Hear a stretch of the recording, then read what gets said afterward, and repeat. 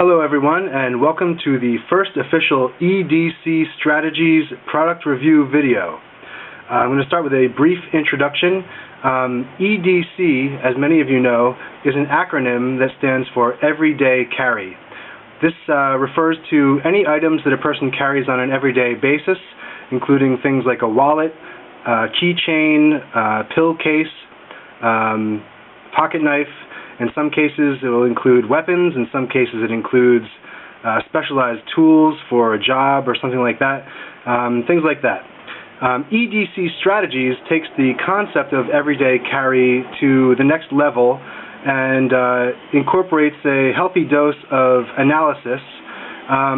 If I could sum up EDC Strategies in a few words, it would be portable gear preparedness. And the idea here is to not only have items that you're going to use for common everyday use, but to incorporate items into your EDC system that will make you better prepared for any kind of situation that might arise. So let's move on to the review. As you can see, we are actually reviewing two different flashlights today. Both are from NITECORE. NITECORE is a really excellent flashlight manufacturer. They make some of the best flashlights that I know of. They make a lot of really great everyday carry flashlights.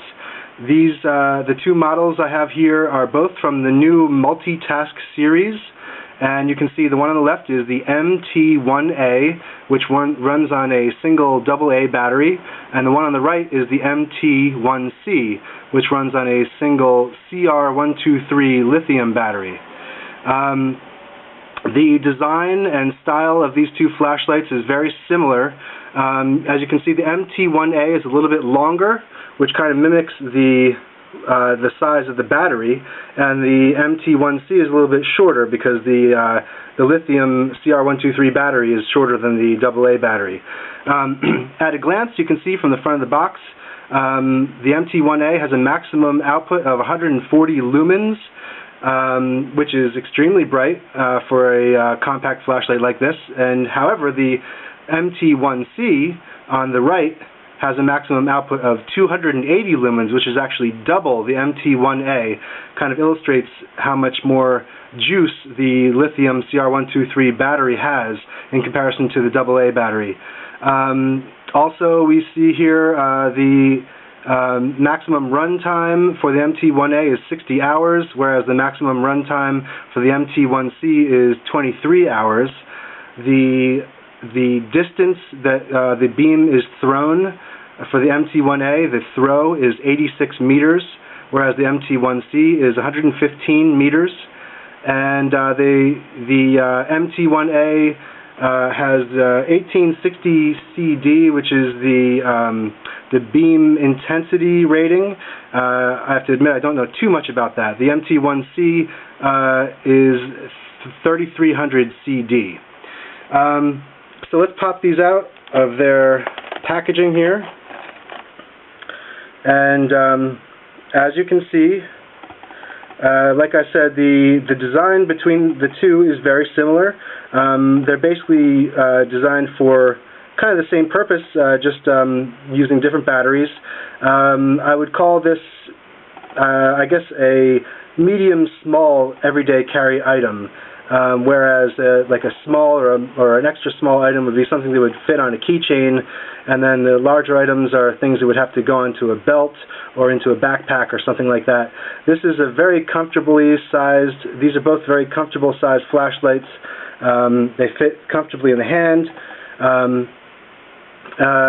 So, like I said, there's a lot of similarities. Both of them are made from aero-grade aluminum.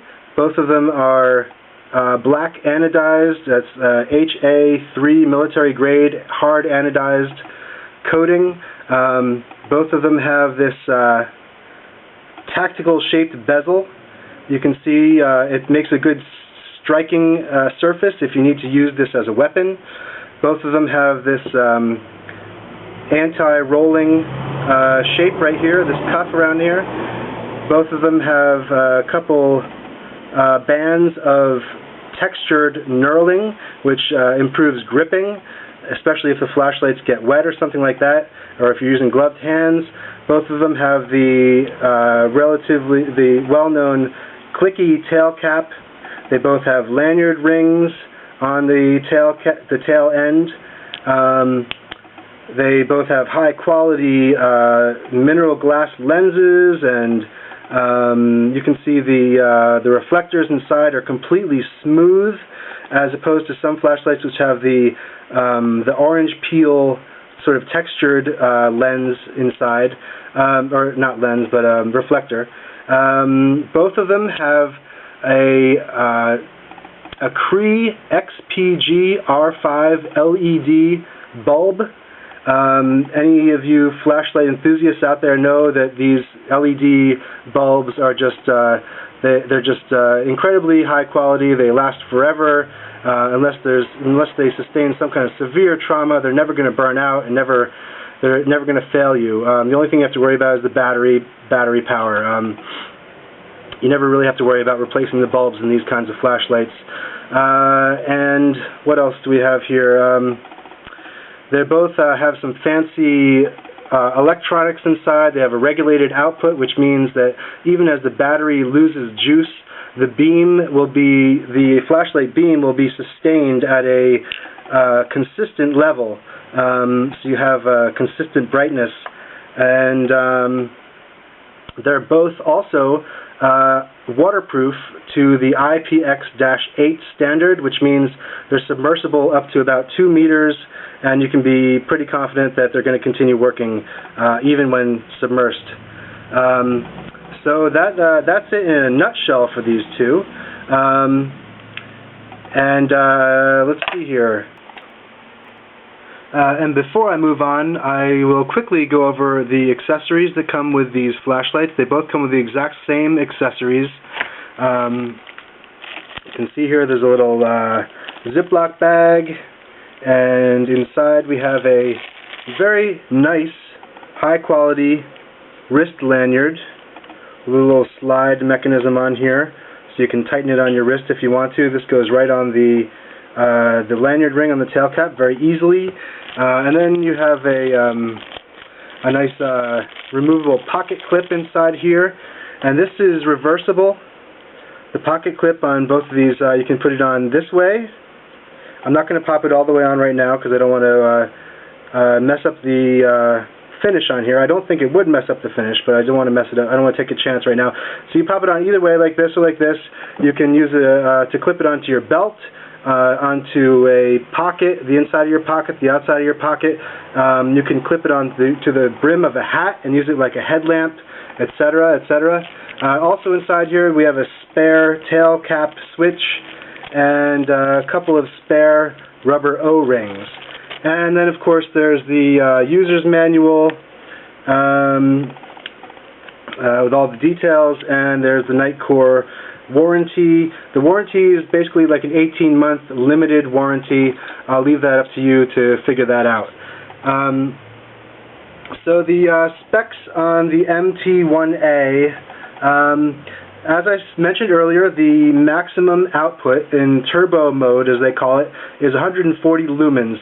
Turbo mode in both of these flashlights is accessed by simply having the head fully tightened onto the body here, and then you're automatically in turbo mode. If you loosen the head a little bit, that puts you into the user selecting mode, or I'm sorry, the user-defined modes, as they call it.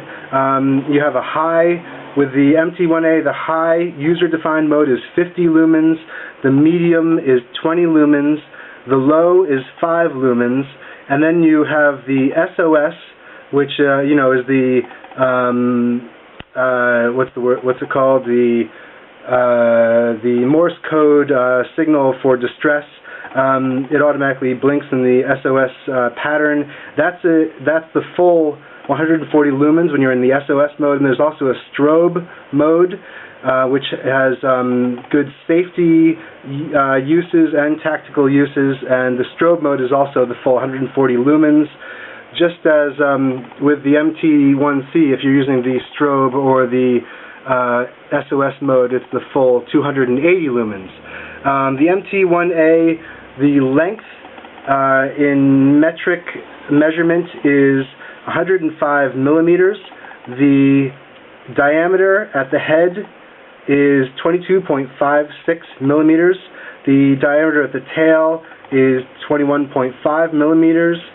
The weight is 55 grams, which comes out to be about 1.9 ounces, and that's without the battery. So if you want to, obviously it's a little bit more with the battery inside.